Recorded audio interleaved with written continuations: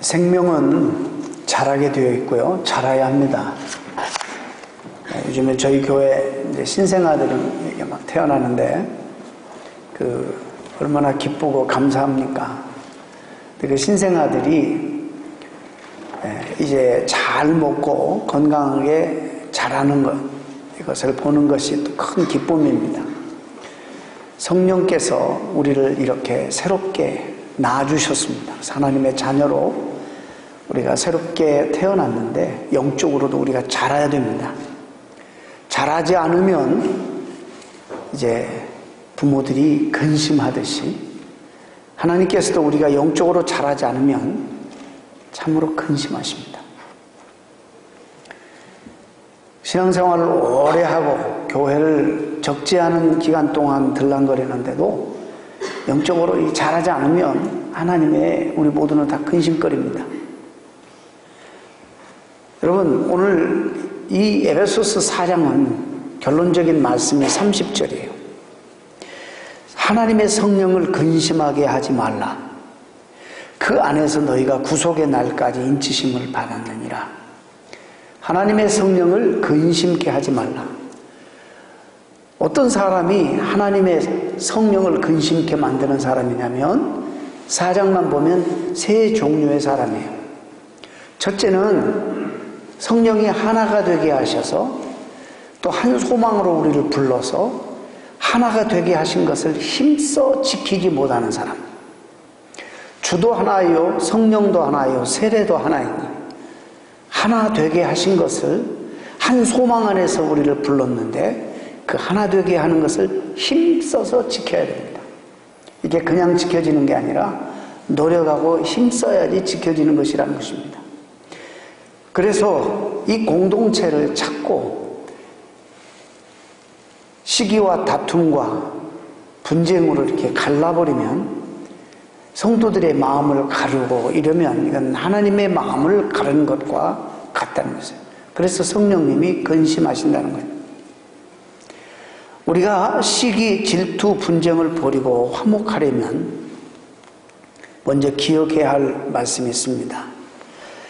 이런 교회 안에서의 성도들 간의 싸움이, 긴장이, 분쟁이, 시기와 다툼이 어떤 결과를 낳는지를 갈라디아서 잘 얘기합니다. 5장 15절에 만일 서로 물고 먹으면 피차 멸망할까 조심하라. 어떤 분쟁이라도 싸움에는 패자만 있지 승자는 없는 것입니다. 적어도 교회 안에서의 싸움은, 성도들 안에서의 싸움은, 다툼은 절대로 승자는 없고 패자만 있다는 것입니다. 피차 다 지고 피차 다 죽는다, 이렇게 말씀하는 거예요. 하나됨을 지키는 것이 결코 쉽지 않기 때문에 그래서 모든 겸손과 온유로 하고 오래 참음으로 사랑 가운데 서로 용납하라, 이렇게 말씀합니다. 그것을 우리가 힘써 지켜나가야 해요. 그래서 우리 기도가 하나 되게 해 주옵소서, 이건 틀린 기도야. 하나 되게 이미 되어 있어요. 우리를 불러서 하나 되게 하신 것을 하나님 힘써 지킬 수 있게 해주세요, 이렇게 기도해야지 맞습니다. 또 두 번째로 오늘 4장의 중간에 나오는 우리가 영적으로 자라지 않을 때 하나님은, 성령님은 근심하십니다. 똑같습니다. 여러분들 자녀가 말만 조금만 늦게 해도 근심하고, 돌이 지났는데도 아직 한 발짝도 못 떼고 걷지 못하면 근심하고, 걸을 건데 좀 있으면 말도 할 건데 그렇게 성장이 더디는 그런 모습을 보면 근심합니다. 하나님도 우리가 성장하지 않으면 근심한 거예요. 성령이 근심하세요. 그 다음에 또 뒷부분은 우리가 믿기 전에 가졌던 구습, 옛 성품들을 버리지 못하고 거짓말하는 거 계속 거짓말하고, 도둑질하면서 살던 계속 또 도둑질하고, 지금 이 4장 뒷부분에 나오는 말씀이에요. 말을 막 함부로 하던 사람이 믿고 난 다음에도 계속 거침없이 필터링하지 않고 말을 생각나는 대로 막 뱉고 성령을 근심케 하는 거예요. 그건 절대 자기만 의롭고 정의롭고 똑똑한 게 아니라 성령을 근심하게 하는 거예요. 그래서 옛날에는 그랬어도 그리스도인이 되었으면 말도 조심하고, 거기 또 말도 덕이 되는 말을 하고 그 말로 은혜를 끼쳐야 돼요. 그런 명령들이 오늘 에베소 4장 뒷부분에 다 기록되어 있습니다. 그렇게 하지 않으니까 성령이 근심하신다는 거예요. 오늘 시간이 없기 때문에 그 가운데 우리가 왜 성장해야 되는가?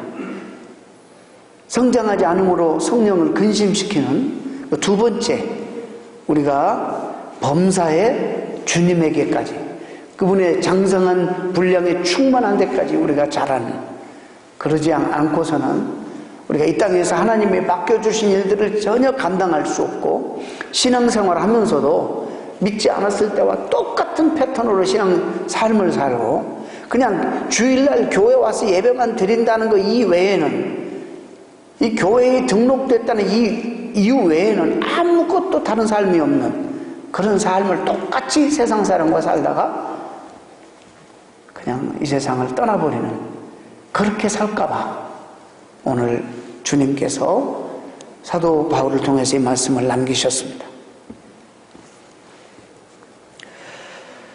한국 성도들 가운데 많은 분들은 어떤 강력한 지도력이 있는 타자에게 지배받으면 좋아하고, 무슨 자율적으로 하라고 하면 상당히 몹시 불안해하는 사람들이 많습니다. 많이 달라지긴 했습니다만은, 그래서 어떤 분은 혹자는 이런 것들이 우리의 민족성과 관련이 있다고까지 말합니다. 오랫동안 우리 민족은 남을 침략해 본 적도 없고, 어그레시브하게 남을 괴롭힌 적도 없고, 늘 당하고 늘 눌리고, 그 다음에 강력한 지도자들이 나타나서 이끌면 정말 점잖고 수동적이어서 따라가고, 이런 역사적인 그런 배경이 우리의 민족성으로 형성이 되어서 신앙생활도 자율적으로 하는 부분이 극히 드물고, 철저히 어떤 강한 리더나 또 주변에 이렇게 들어봤을 때 먼저 내가 생각했을 때 잘 믿는다라는 그런 사람들을 따라서 영향을 받게 되었고 의존되어 있습니다.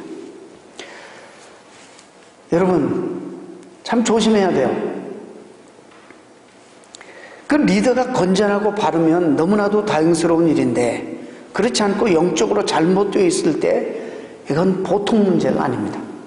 그래서 이단, 사이비적 집단이 주로 이런 심리를 잘 이용하여서 신적인 권위로, 영권으로 신앙의 인격을 유린하고 성도 스스로 서지 못하게 그렇게 만들고, 철저하게 자기의 영적 영향력 아래 복종하게 만듭니다. 이것을 영어로 manipulation이라고 해요. 아주 나쁜 단어예요, 사실. manipulate.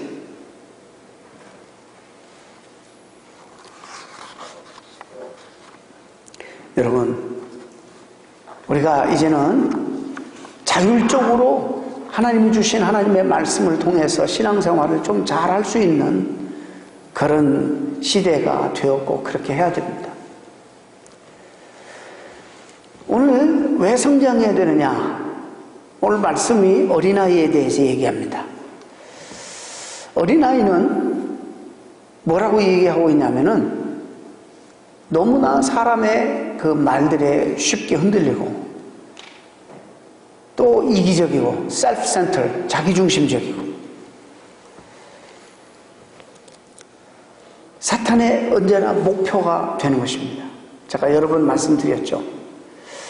제가 애니멀 플래닛 디스커버리 채널을 좋아하는데, 제가 지금 케이블이 없어서 못 보고 있습니다만은, 있었을 때 그걸 보게 되면 특히 맹수가 사냥을 어떻게 하는가를 눈여겨봅니다. 가만히 지켜봅니다. 제가 잡는 건 아닌데 그래도 이렇게 지켜볼 때 이 맹수가 참 중요해요. 타겟을 딱 정할 때, 옛날에 말씀드렸어요. 여러분도 아실 거예요. 멀쩡하고 강하고 견고하고 튼튼하게 생기고, 그리고 공동체 안에 그룹을 지어서 있는 그런 것들을 공경하지 않고, 이제 사자가 그 소를 공격하는 거 이렇게 뿔소 있잖아요. 공격하는 불수라고 그러나요? 공격하는 거 이렇게 보면 어린애를 공격하든지, 어린 새끼들, 조금 허약해 보이는 아니면 공동체에서 이렇게 자꾸 벗어나서 따로 의도적으로도 분리시켜요. 또 그렇게 해서 타겟을 정하면 끈질기게 죽기 살기로 사력을 다해서 달려가서 잡습니다. 옆에 다른 게 지나가도 안 보고 그 목표를 향해서 달려갑니다. 그걸 보면서 많은 생각을 하게 돼요. 영적으로도 마찬가지예요. 14절에 어린아이가 되지 아니하여야 되는데, 어린아이는 사람의 괴술, 즉 사람의 속임수와 간사한 유혹에 빠져 모든 교훈의 풍조에 밀려 요동하게 된다는 것입니다.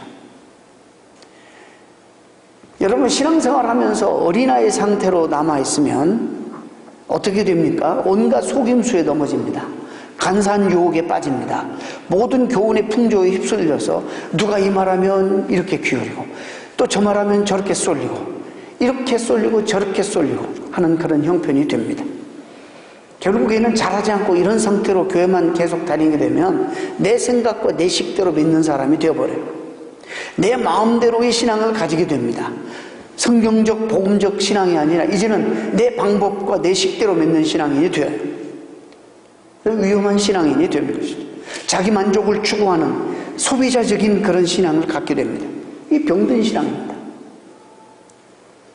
자기 게 없으니까, 자기 확신이 없고 말씀에 뿌리가 없으니까 누가 이 말하면 이리 쏠리고 누가 저 말하면 저리 쏠리고 누가 그러는데 하나님의 말씀이 뭐라고 하는 거에 대해서는 관심이 없고 누가 뭐라고 하는데만 관심이 쏠리게 되는 것입니다. 이것이 정말 내가 만약 그런 대상이라면 나는 아직 영적으로 아주 어린 사람이라는 거예요.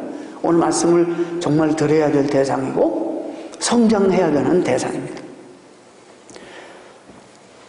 물론 우리가 죽는 순간까지 최선을 다해도 주님의 경지에까지 자라지는 못합니다.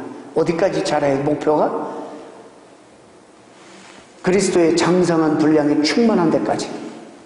그래서 우리는 평생 동안 나는 이 정도면 됐다, 섰다고 생각해서는 안 돼요. 섰다고 생각하는 자는 넘어질까 조심하라 말씀하셨기 때문에 죽을 때까지 우리는 성장해야 돼요. 우리 목표는 그리스도의 장성한 분량, 충만한 데까지.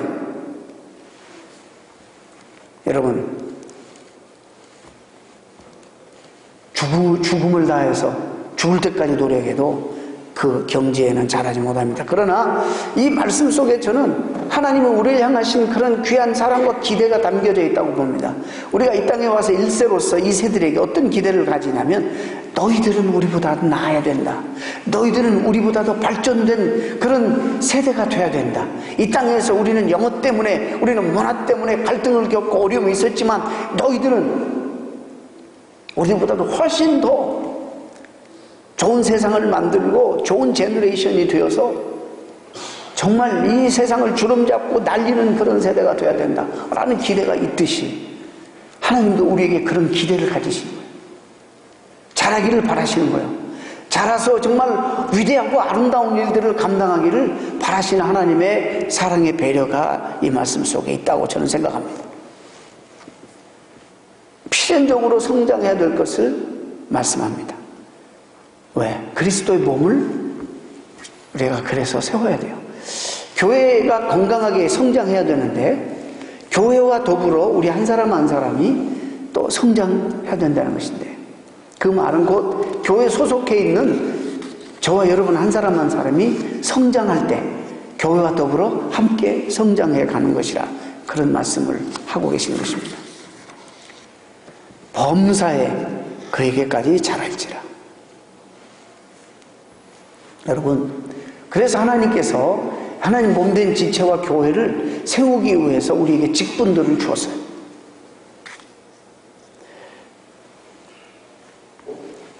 사도와 선지자와 복음 전하는 자와 목사와 교사라는 직분들을 주셨다고 말씀하고 있습니다. 물론 사도와 선지자는 초대교회 시대에 있었다가 교회들이 정착되어 가고 안정되어져 가면서 점점 줄어들고, 그 다음에 전도자와 그다음 목사와 교사들이 책임을 맡게 되었는데, 여기서 목사와 교사는 어떤 면에서 한 직분을 이야기한다 말할 수 있습니다.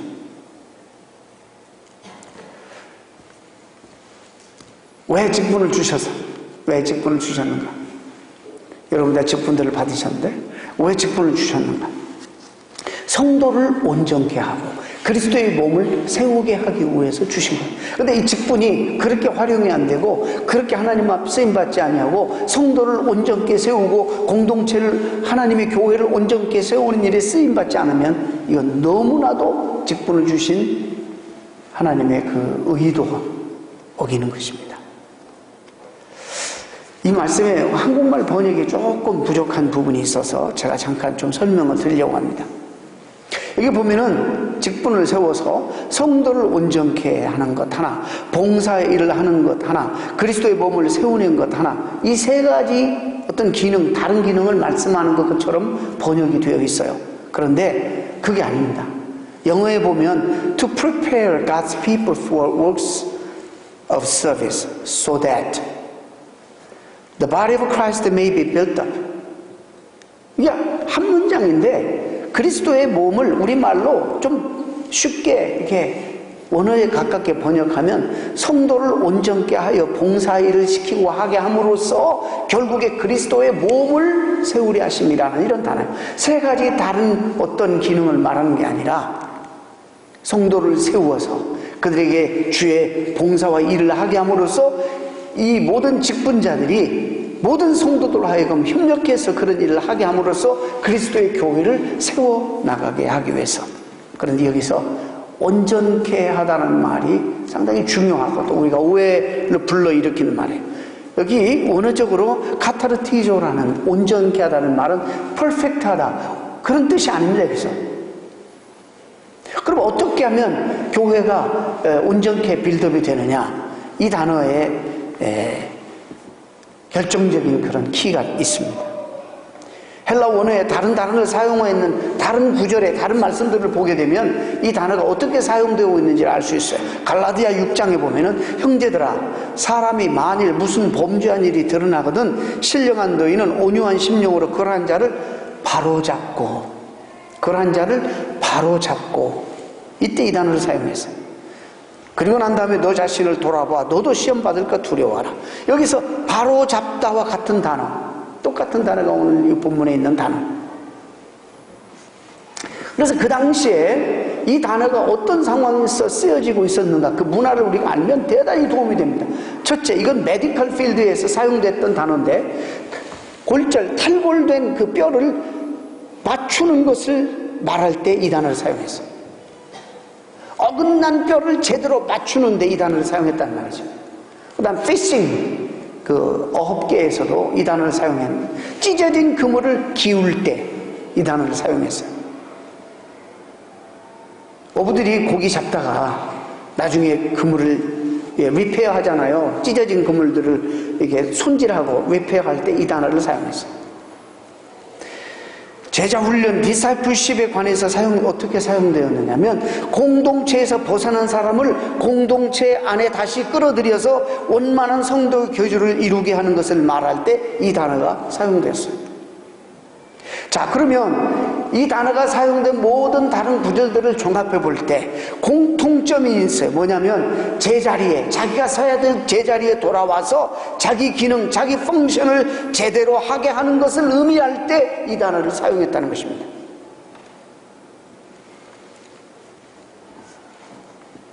그래서 여기서 온전케 하다라는 이 말은, 그리스도의 몸을 온전케 하다라는 이 말은 성도 한 사람 한 사람이 자기가 서야 할 자리, 있어야 할 자리, 제자리에 잘 서서 그리스도의 몸 교회를 세워나가는데 자기 몫을 충분히 다 감당하게 하는 것, 이것을 의미하는 말입니다.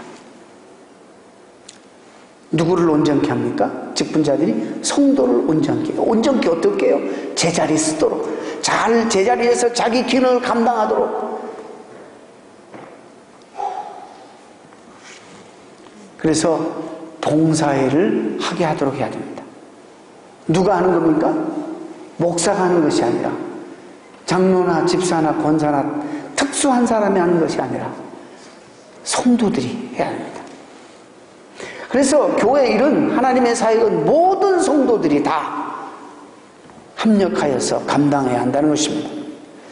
어쩌면 교회 목사는 그런 일들을 할 수 있도록 이끌고 무장시키고 훈련하고 이런 일들을 하는 사람입니다. 이것이 하나님의 교회를 온전케 하게 하시려고 하시는 하나님의 계획이고 디자인입니다.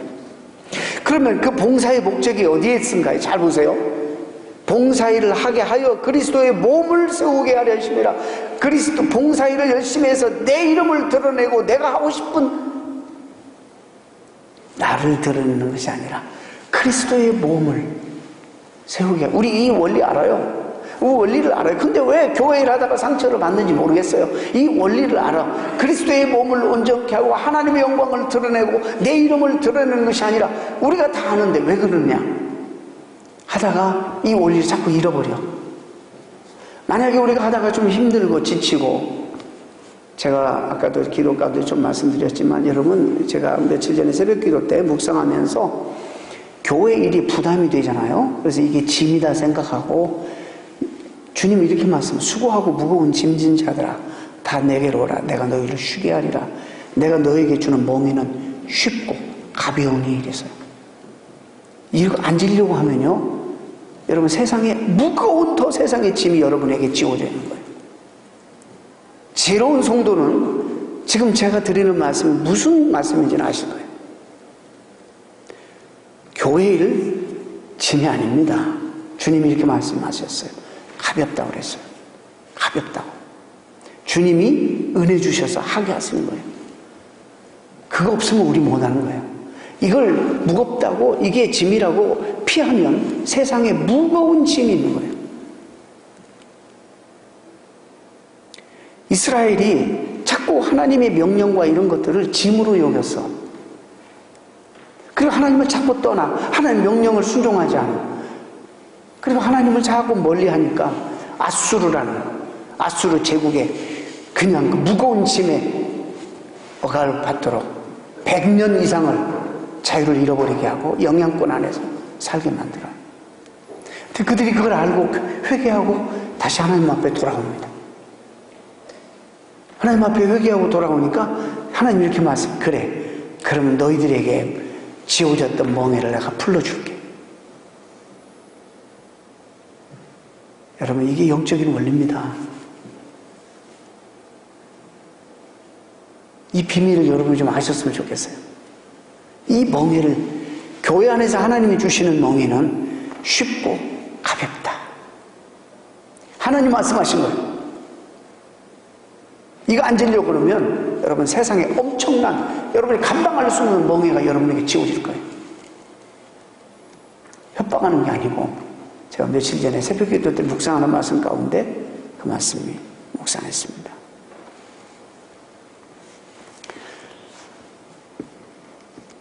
우리가 하나님의 이름을 높여드리고 하나님의 영광을 위해서 이 공동체와 지체를 우리가 온전하게 좀 세우기 위해서 우리가 봉사하고 섬기는 건데, 하다 보면 힘들어요. 내가 나타나서 그래요.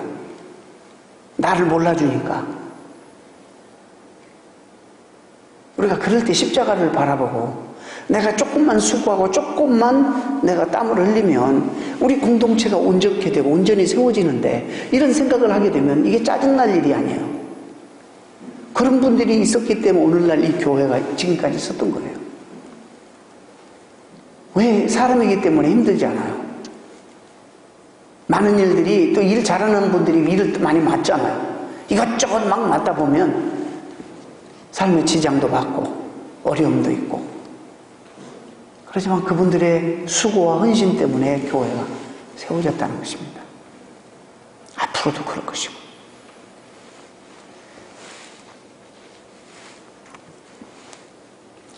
근데 오늘 본문을 가만히 묵상하면 주님의 교회, 그리스도의 몸된 교회를 세우다 보면 더불어 자기 자신도 성장하게 된다는 사실. 여러분, 교회 봉사하면서 다 성장하는 거예요. 뒤에서 그냥 구경한 사람들은 성장 안 합니다. 이상하죠? 여러분 한번 돌아보세요. 여러분이 힘들었지만 여러분들이 수고하고 애쓰고 헌신하고 봉사할 때 여러분 신앙이 성장했어요. 그래서 뭔가 자꾸 교회를 피하려고 하지 마세요. 주어지면 기쁨으로, 감사함으로 여기고 감당하면. 그러나 이 구경, 저 강 건너 불구경하듯이 항상. 오늘 교회 오신 지가 우리 교회 뭐 그렇게 오래되질 않았어요. 어느 분이 이게 어마어마한 잔디고 막 이런데 이걸 모든 성도들이 이렇게 일이 많고 이런 걸 좀 알았으면 좋겠어요. 이것을 나누면 이거 혼자 한두 명이 하기는 너무 이게 벅찬데 이 나누면 이거 아무것도 아닌데 성도들이 좀 알았으면 좋겠어요. 늘 우리가 십몇 년 전부터 하던 생각이고 나눴던 이야기예요. 이게 짐이라고 생각하기 시작하면 내 어깨에 짐이라고 생각하면 안 보이는 거야.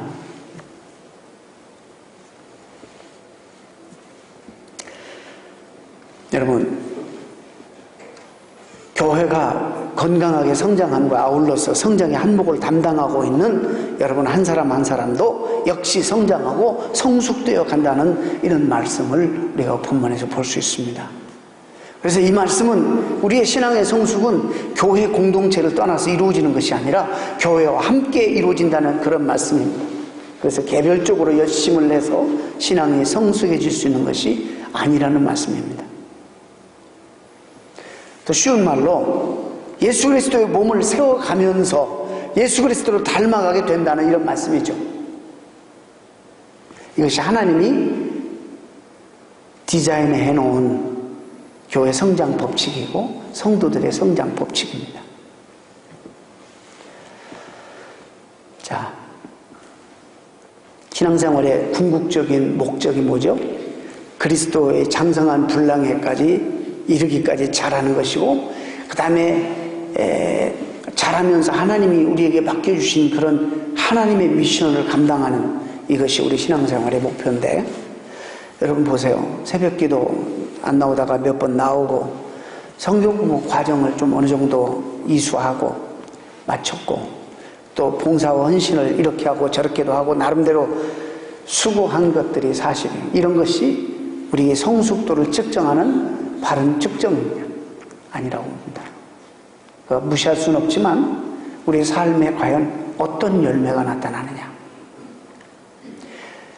옛날보다 더 하나님을 사랑해서 교회를 더 열심히 하고 옛날보다 하나님 말씀을 더 사랑해서 늘 성경을 사모하고 옛날보다 정말 성도들과의 교제의 폭을 넓혀서 덜 나누고 옛날보다 말을 훨씬 더 은혜스럽게 하고 이런 열매들이 이 사람이 성숙해 가고 있다는 증거입니다.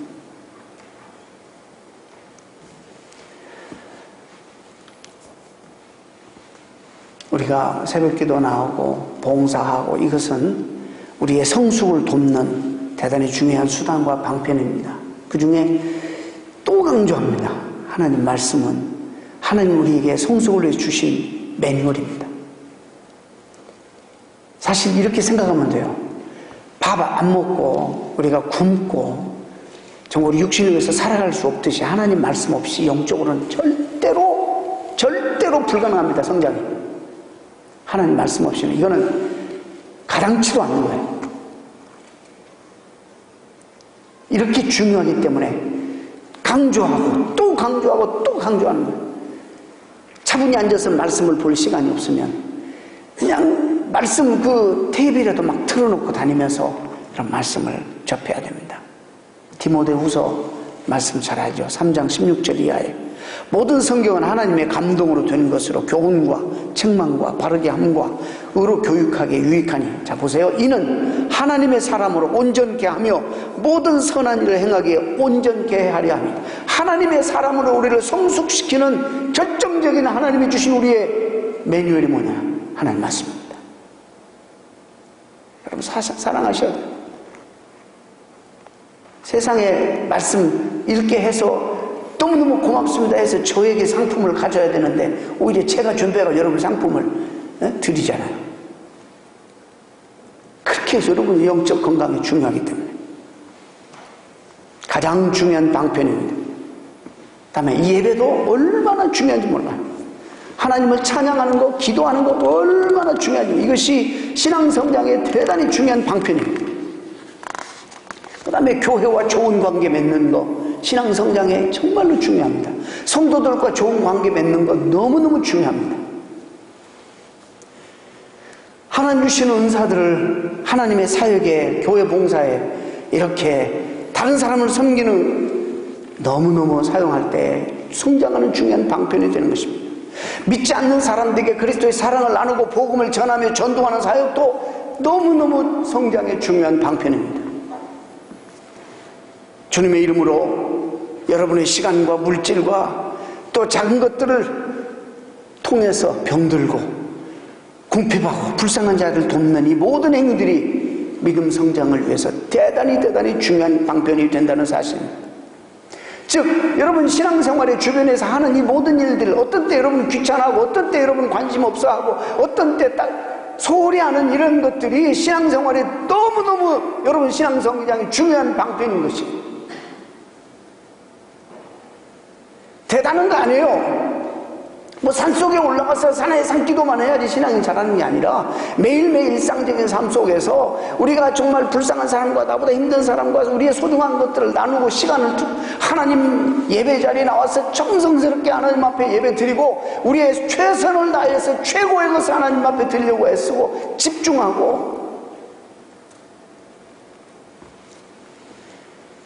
하나님의 임재를 경험하고 진실로 예배드리고 선포되는 말씀을 마음문을 열고 사모하는 마음으로 진지하게 듣는 이런 행위들, 우리 믿음 성장에서 대단히 중요하다는 것입니다.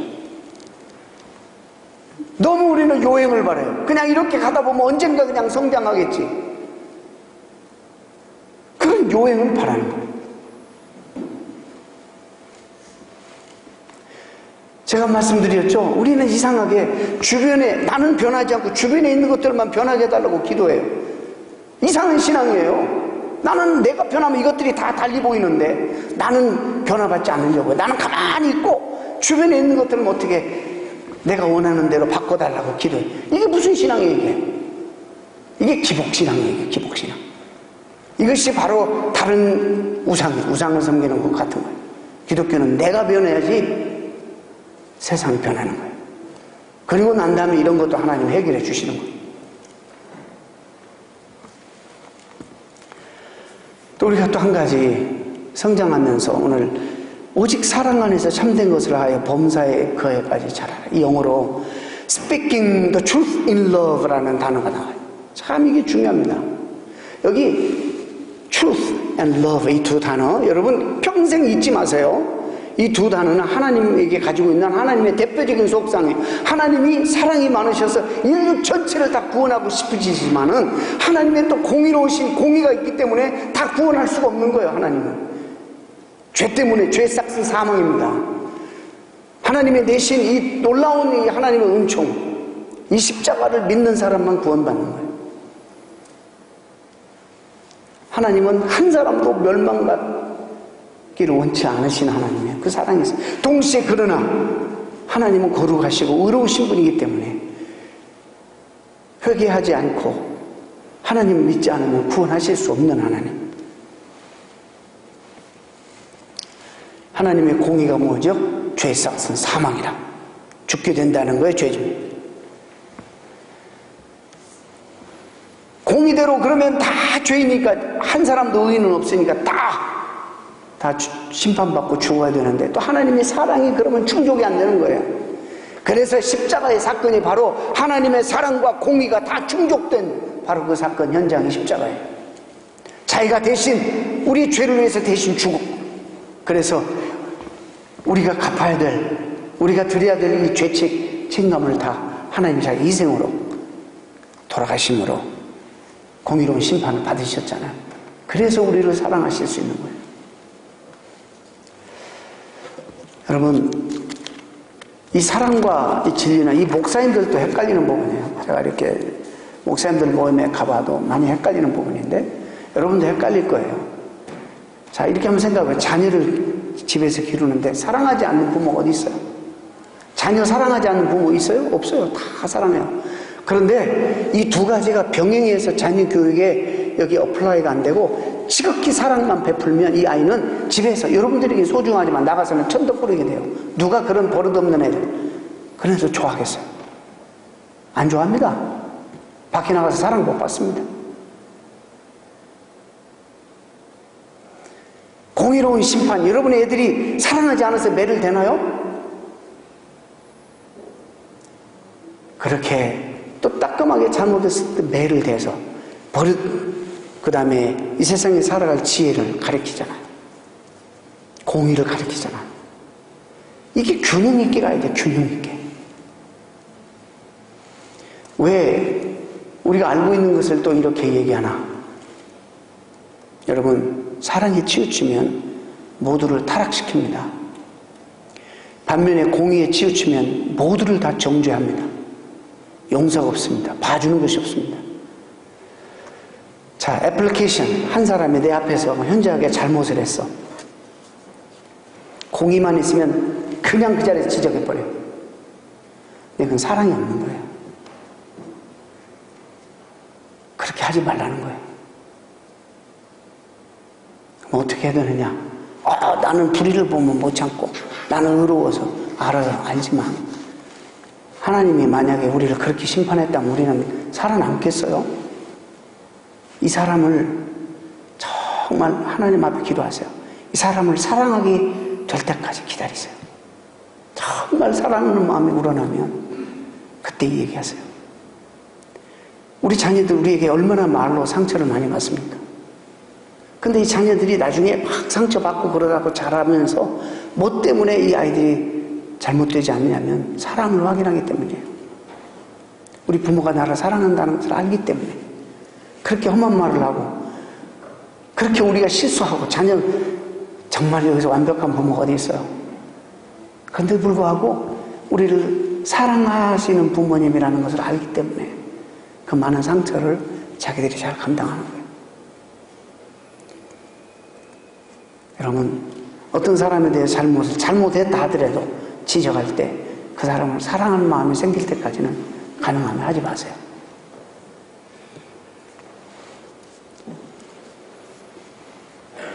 이런 균형을 이루면서 말하고 행동하고 봉사하고 사회가기 위해서 애쓰는 그런 과정 속에서 공의와 사랑의 균형을 완전히 이루신 그 하나님의 인격이 내 안에 조금씩 형성되어 가는 것입니다. 그래서 너무나도 남을 함부로 비판하고 너무나도 이렇게 정죄하고 그런 것도 하지 마시고 또 잘못된 것을 또 너무나도 무조건 더 감싸고 이런 것도 조심해야 되고 이 균형을 누가 봐도 저 사람이 나를 사랑해서 그러는구나 알면 상처 안 받아요. 우리가 영적으로 자라서 뭐 하라고? 하나님의 일을 하라고. 하나님의 그 미션을 이 땅에서 신실하게 하라고. 다시 인간의 몸을 입고 이 땅에 오실 이유가 없어. 왜? 저와 여러분이 있기 때문에. 주님을 신실하게 사랑하고 주님의 일을 감당하기를 원하는 저와 여러분이 있기 때문에 성숙한 그리스도인들이 이 땅에 아직 남아있기 때문에 하나님은 우리에게 그 일을 맡기셨어요. 세상을 변화시키고 어두운 세상을 밝게 하고 썩어져가는 이 세상을 부패를 방지하고 살기 좋은 세상으로 만들으라고 이 세상에 타락한 모든 것들을 회복하고 그리스도 앞으로 충만하게 인도하라고 우리를 이 땅에 남겨두신 거예요. 그것 때문에 우리를 불렀어요. 그 때문에 우리는 필연적으로 성장해야 돼요. 성장해서 하나님의 뜻을 알아야 돼요. 그분의 비전이 우리의 마음의 비전이 되고 그분이 품은 뜻이 우리의 꿈이 되고 그래서 이 땅에 살면서 아까 얘기했죠. 교회 나오는 거 이외에 하나도 다를 것이 없이 신앙생활을 한다면 여러분 이건 정말로 불쌍한 분들이에요. 성경이 이야기하는 이 어마어마한 약속과 이 풍성한 하나님의 축복과 이 풍성함과 이런 것들을 다 놓쳐버리고 살아가는 겨우 부끄러운 구원만 받는 성도들이 될 거예요. 할 일이 너무나 많습니다. 하나님이 우리에게 원하시는 일들이 너무나 많아요. 주의 이름으로 하는 여러분 모든 일들 이런 일들이 또 이게 맞물려 가지고 그럴 때 여러분이 또 성장하는 거예요. 내가 믿음이 어느 정도 되더라도 이 상황 속에 내가 할 수 있는 일이 뭘까? 하나님의 나라를 위해서 이웃을 위해서 내가 할 수 있는 일이 무엇일까를 생각하며 우리가 애쓸 때 하나님 우리를 영적으로 성장하게 하시는 거예요. 여러분 현 상태에 머무르지 마시고 말씀 순종하시고 주의 사역에 헌신하시고 복음을 전하는 전도지 삶을 사심으로 믿음 성장을 여러분 경험하시기를 바랍니다. 한두 가지 하고 계신다고 만족하지 마시고 할 수 있는 대로 최선을 다해 열심히 다해 충성하심으로 믿음의 큰 진보가 여러분들의 있기를 주의 이름으로 축원합니다. 기도하시겠습니다.